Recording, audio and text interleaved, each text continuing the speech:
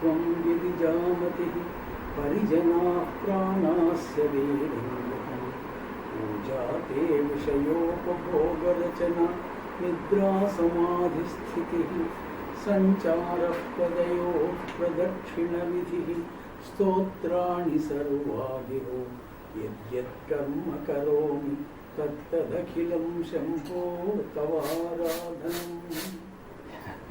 आत्मा त्वं गिरिजामतिः परिजनाः प्राणास्य वीरिङ्गम् पूजा ते विषयोपभोगरचना निद्रा समाधिस्थितिः